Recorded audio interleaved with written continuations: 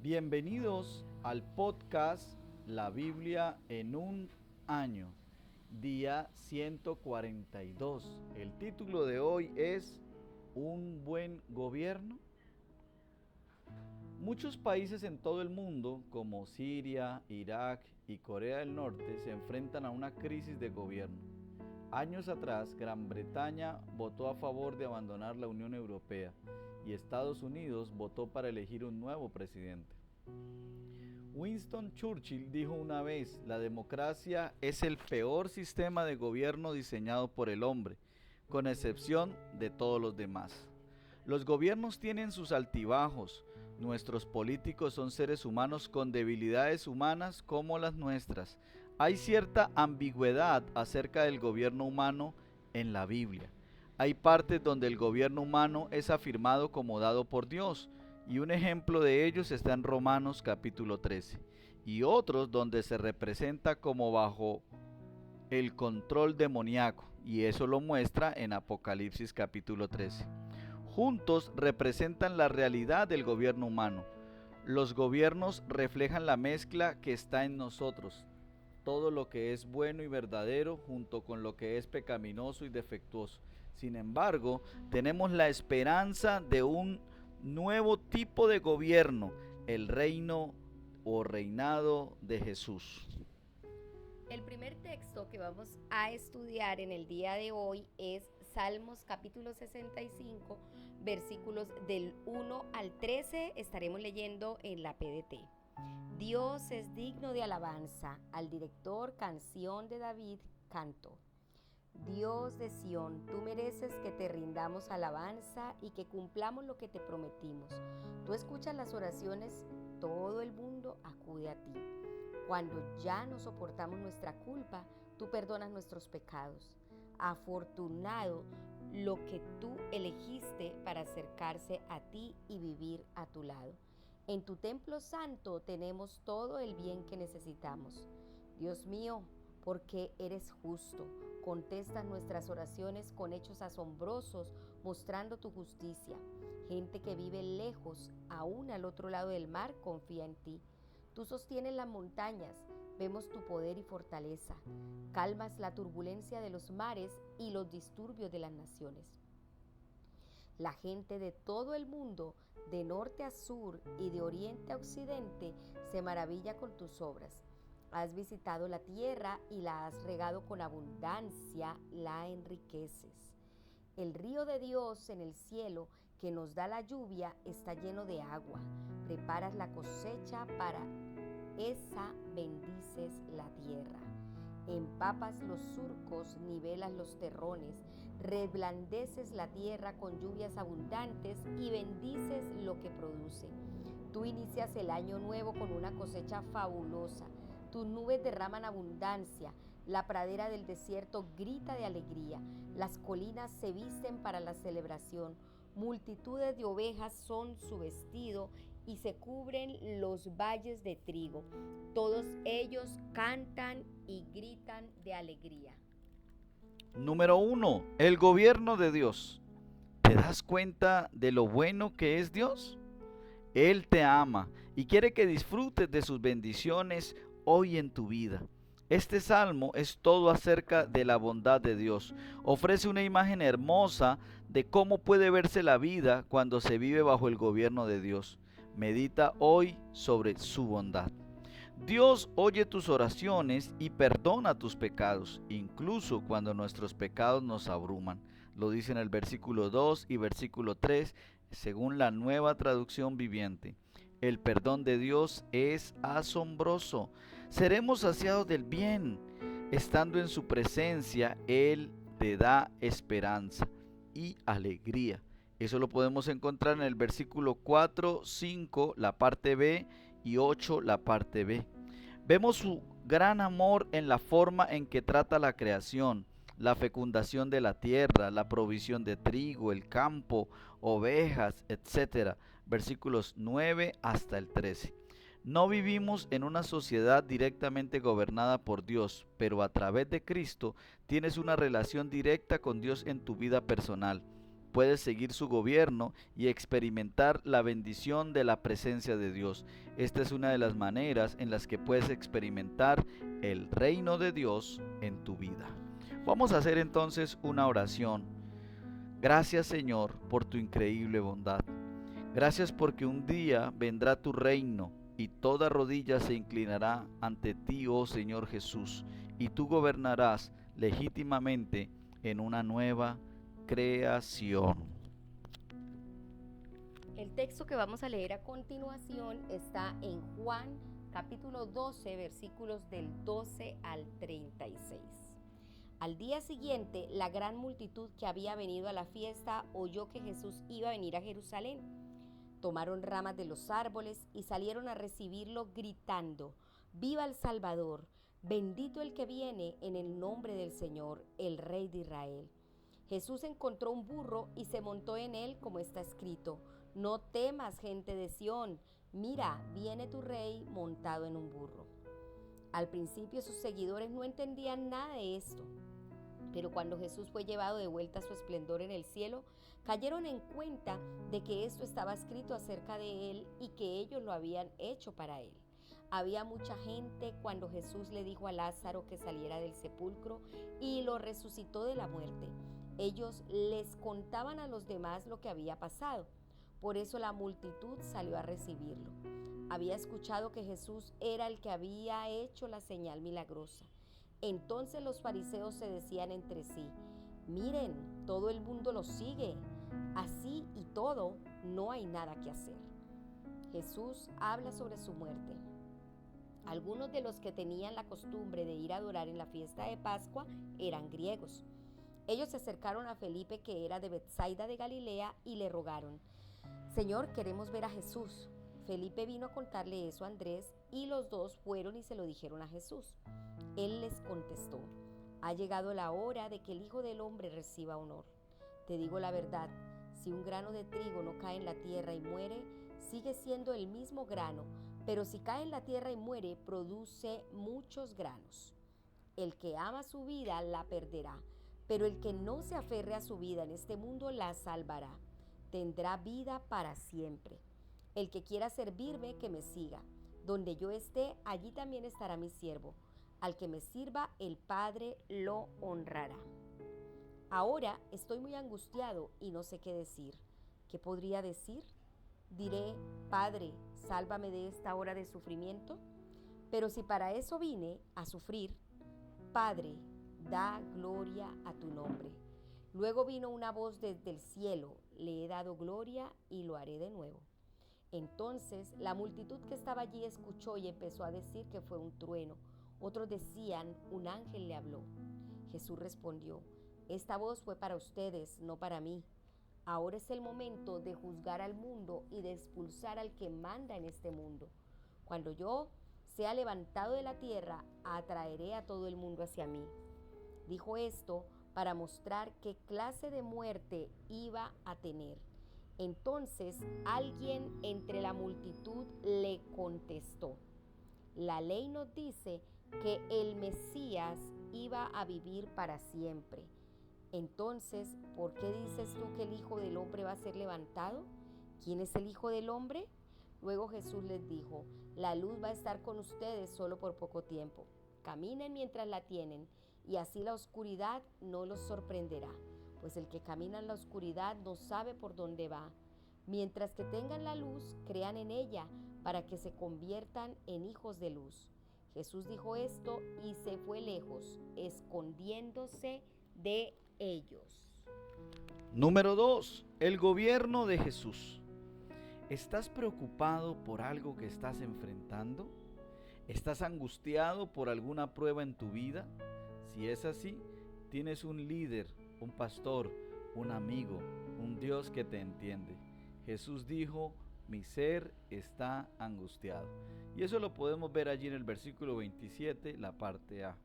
Jesús nos deja un modelo de cómo responder ante la tribulación en nuestras vidas y en un mundo de sufrimiento. En aquel entonces, como ahora, era un tiempo de crisis, como lo expresa la versión bíblica en inglés de Message, el mensaje. Jesús señaló: el mundo está en crisis, versículo 30.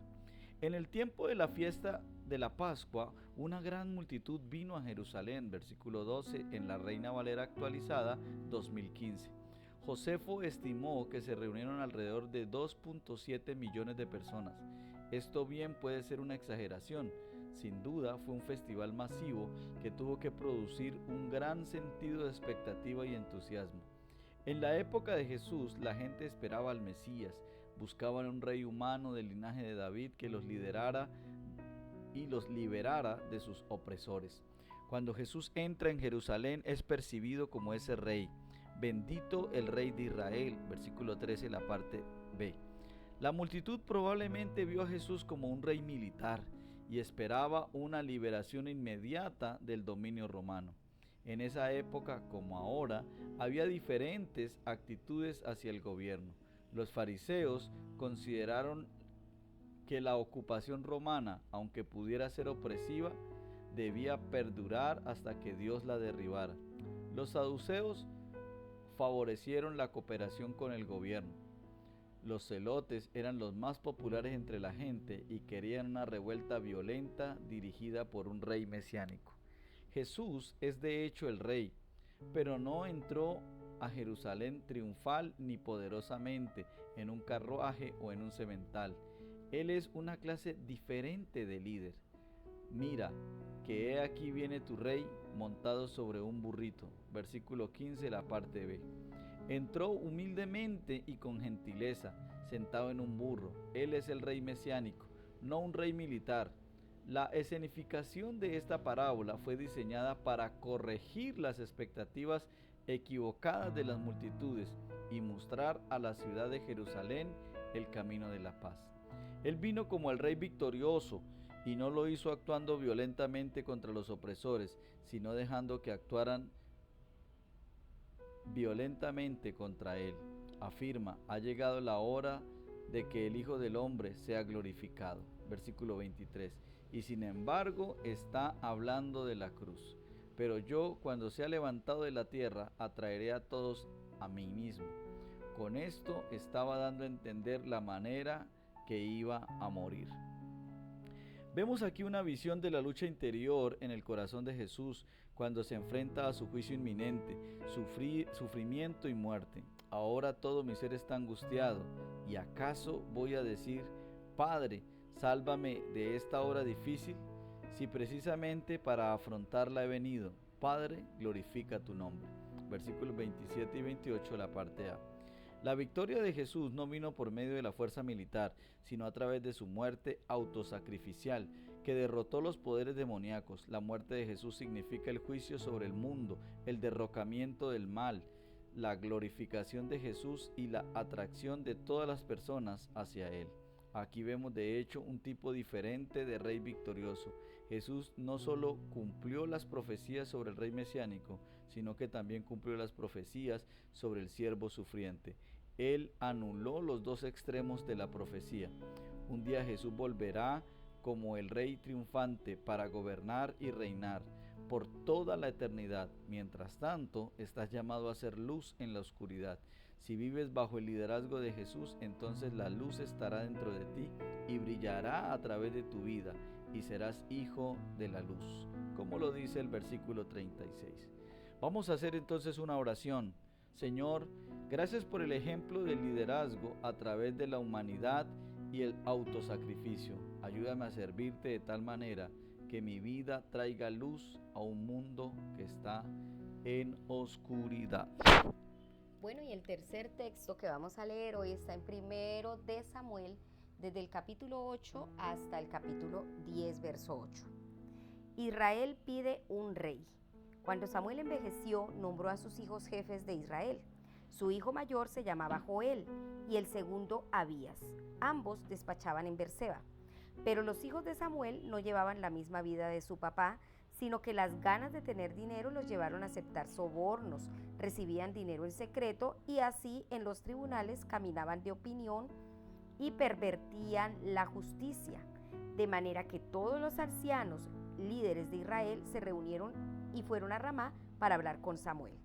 Y le dijeron, tú estás viejo y tus hijos no llevan la misma vida que tú llevaste, no son como tú. Danos ahora un rey para que nos gobierne como lo tienen todas las demás naciones. A Samuel no le gustó nada que el pueblo pidiera un rey, por lo cual oró al Señor. El Señor le dijo: haz lo que el pueblo te pide. No te están rechazando a ti, sino a mí. No me quieren como rey. Están haciendo lo mismo de siempre. Los saqué de Egipto, pero ellos me abandonaron y sirvieron a otros dioses. Y ahora están haciendo lo mismo contigo. Así que escúchalos, pero adviérteles lo que les hará un rey. Diles cómo gobierna un rey a su pueblo. Samuel les dijo lo que el Señor le había dicho. Esto es lo que hará el rey que los gobierne. Les quitará a sus hijos y los forzará a servirles como soldado para que se haga cargo de los carros militares y de la caballería. Se convertirán en sus guardias para abrirle paso al carro real. Los forzará a convertirse en soldados y oficiales y nombrará quienes tendrán a su cargo 1000 soldados y quienes tendrán 50. A algunos los forzará a sembrar y a cosechar y a fabricar armas de guerra y accesorios para sus carros. También les quitará a sus hijas para que le hagan perfumes, comidas y panes. Se adueñará de sus mejores campos, viñedos y olivares. Les quitará todo esto y se los dará a sus oficiales. Tomará la 10ª parte de sus granos y uvas y se las dará a sus oficiales y a sus siervos. El rey tomará para sí a los siervos y a las siervas de ustedes. Se apoderará de su mejor ganado y de sus asnos para que trabajen para él. También tomará la 10ª parte de sus rebaños y ustedes mismos se convertirán en sus esclavos. Cuando llegue ese tiempo, llorarán a causa del rey que han elegido, y entonces el Señor no les contestará. Pero el pueblo no escuchó a Samuel y decía: no queremos tener un rey que nos gobierne. No, queremos tener un rey que nos gobierne, para ser como todas las demás naciones. Nuestro rey nos guiará, irá delante de nosotros y peleará nuestras batallas. Samuel escuchó al pueblo y se lo comunicó al Señor. Entonces el Señor le contestó: hazles caso, dales un rey. Así que Samuel le dijo al pueblo de Israel que se fuera cada quien a su casa. Capítulo 9. Samuel se encuentra con Saúl. Había un hombre importante llamado Quis, de la tribu de Benjamín. Quis era hijo de Abiel, hijo de Seror, hijo de Becorat, hijo de Afía, descendiente de Benjamín. Quis tenía un hijo llamado Saúl, quien era parecido, bien parecido y apuesto como ningún otro joven israelita. También era el más alto.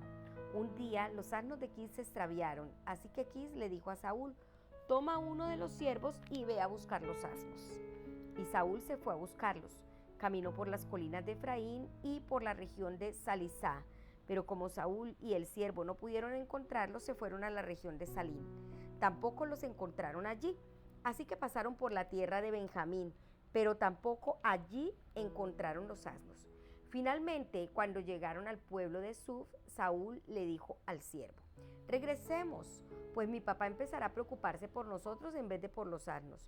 Pero el siervo contestó: en el pueblo hay un hombre de Dios a quien la gente respeta. Todo lo que él dice se cumple. Vayamos al pueblo, tal vez ese hombre nos diga a dónde ir. Saúl le dijo a su siervo: podemos ir, pero ¿qué le daríamos a ese hombre? No tenemos ningún regalo para darle, ni comida en nuestras bolsas. ¿Qué le daríamos? El siervo le respondió: mira, aquí tengo algo de plata. Si se lo damos al hombre, nos dirá dónde ir. En la antigüedad los israelitas llamaban vidente a los profetas, así que si querían pedirle algo a Dios, decían: vamos a ver al vidente. Samuel le dijo a su siervo: buena idea. Saúl le dijo a su siervo: buena idea, vamos, y se fueron al pueblo donde estaba el hombre de Dios. Al ir subiendo la colina, Saúl y el siervo se encontraron a unas jóvenes que iban a sacar agua y les preguntaron a ellas: ¿se encuentra por aquí el vidente? Las jóvenes respondieron: sí, aquí está, más adelante, acaba de llegar hoy. Algunos están con él para celebrar un sacrificio en el lugar de adoración. Así que vayan al pueblo y lo hallarán. Si se dan prisa, lo pueden alcanzar antes de que se vaya a comer. El vidente se encarga de dar gracias a Dios por el sacrificio, así que la gente no empezará a comer hasta que él llegue. Dense prisa para que lo alcancen. Saúl y el siervo empezaron a subir la colina y al llegar al pueblo vieron a Samuel dirigiéndose hacia ellos. Iba saliendo del pueblo camino al lugar de adoración. El día anterior el Señor le había dicho a Samuel: Mañana a esta hora te enviaré un hombre de la tribu de Benjamín. Deberás ungirlo y nombrarlo el nuevo líder sobre mi pueblo. Él salvará a Israel de los filisteos. He visto a mi pueblo y he escuchado su llanto. Samuel vio a Saúl y el Señor le dijo a Samuel: este es el hombre del que te hablé, él gobernará mi pueblo. Saúl se acercó para pedir información a un hombre que estaba cerca de la puerta. Ese hombre era Samuel. Saúl le dijo: disculpe, ¿podría decirme dónde está la casa del vidente? Samuel le respondió: yo soy el vidente. Sigan hacia el lugar de adoración y enseguida los alcanzo. Tú y tu siervo comerán conmigo y en la mañana los dejaré regresar a su casa. Contestaré todas sus preguntas. Y no se preocupen por los asnos que se extraviaron hace 3 días. Los han encontrado, pero todo Israel está buscando algo, y es a ti y a tu familia.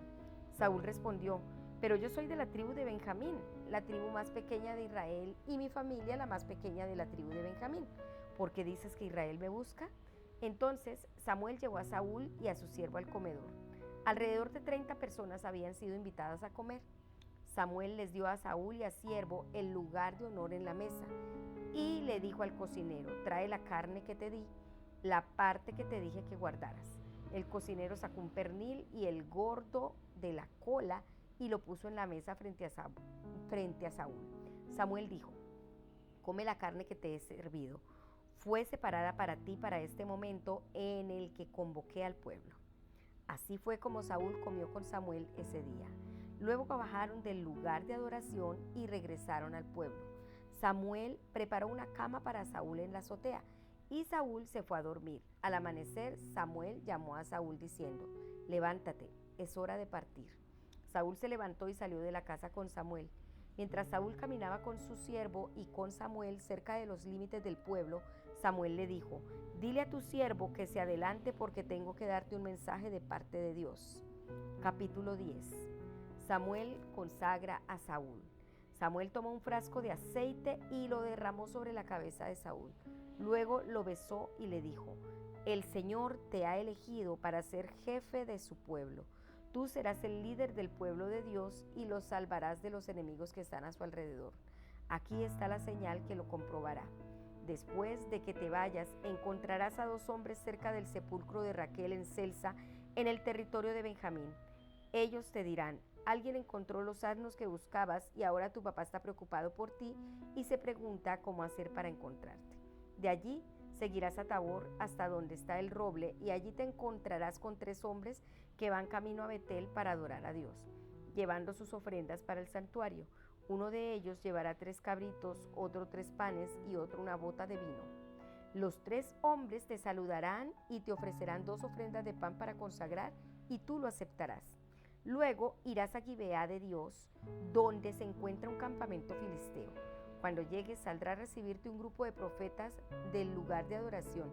Vendrán profetizando, tocando arpas, panderetas, flautas y liras.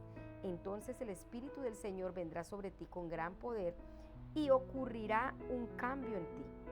Serás una persona diferente y empezarás a profetizar como ellos.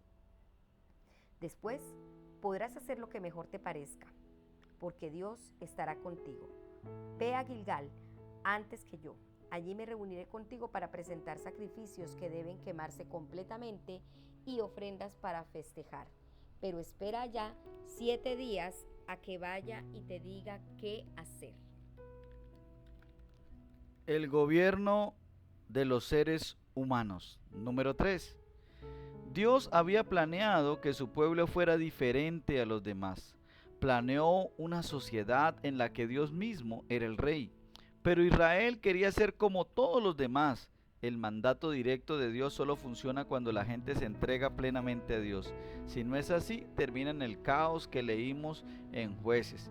Es mejor tener un rey humano que ninguno. Podríamos enumerar el orden de preferencia de este modo. Primero, Dios como rey. La situación que Dios quería, y esa es su perfecta voluntad. Un rey humano, la situación que Dios permitió o permite, su voluntad permisiva.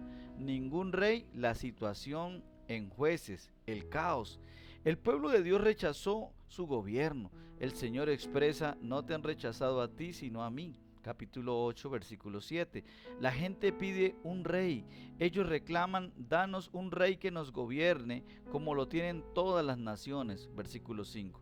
Samuel les advierte que los gobiernos humanos son débiles y falibles. El poder corrompe. Samuel indica que el rey que gobernará sobre ellos tomará algunas de sus familias, tierras, posesiones y empleados, y los usará para su propio beneficio y el de su círculo íntimo. Eso está en el versículo 11 hasta el 16. En otras palabras, les previene sobre los fallos y debilidades de todo gobierno humano. También les advierte sobre los impuestos y la burocracia excesiva. Versículo 15, como lo dice en la versión de Message. A pesar de la exhortación, la gente exige: queremos un rey que nos gobierne, versículo 19. El Señor permitió entonces el plan B. Les dio un rey, como lo dice en el versículo 22. Saúl es elegido como el rey ungido de Israel para liberar a su pueblo. Capítulo 9, versículo 16. En el momento en que Samuel ve a Saúl, en un abrir y cerrar de ojos, reconoce que aquel era el hombre que iba a gobernar al pueblo de Dios. Versículo 17. Saúl, que viene de una familia humilde, versículo 21, se convierte en el rey ungido, capítulo 10, versículo 1. Dios derrama su gracia al bendecir este nuevo plan. 3 cosas notables le suceden a Saúl que ahora te suceden a ti y a cada cristiano. En primer lugar, el Espíritu del Señor viene sobre él con poder cuando es ungido, como lo dice en el versículo 6, la parte B. En segundo lugar, se convierte en una nueva persona, es transformado, versículo 6, la parte C, y como dice en segunda carta a los Corintios, capítulo 5, versículo 17. En tercer lugar, Samuel le manifiesta: podrás hacer todo lo que esté a tu alcance, pues Dios estará contigo, versículo 7. Así ocurrió en Saúl y ocurre en ti. Por más desanimado que puedas sentirte frente a una circunstancia, por más lejos de Dios que puedas sentirte, por más difícil que puedas encontrar orar, cualquiera que sean tus dudas, el Espíritu del Señor está sobre ti, está siendo transformado a su semejanza. Y algo muy importante, Dios está contigo. Vamos a hacer una oración especial. Señor, dale la sabiduría a nuestros líderes para que dejen de lado sus planes personales y trabajen unidos para mantener la justicia, la paz y la unidad en la nación para la gloria de tu nombre. Oro específicamente por Colombia, Señor, por todo lo que está atravesando nuestro gobierno, y te pido que por favor intervenga, Señor. Ten misericordia de nosotros. La pastora Pipa añade, tomando como referencia primero de Samuel capítulo 8 verso 3.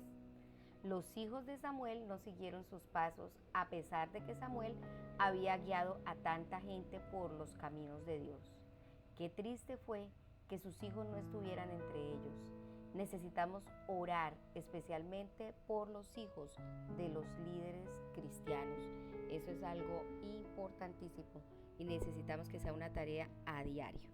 Bueno, amados, esperamos que este haya sido un tiempo de mucha bendición para sus vidas, y recordemos que el devocional de la Biblia en un año fue escrito por el pastor Nicky Gumbel de la iglesia HTB en Londres, y el podcast Lo grabamos Marisol Rojas Quintanilla y Luis González. Que el Señor les bendiga.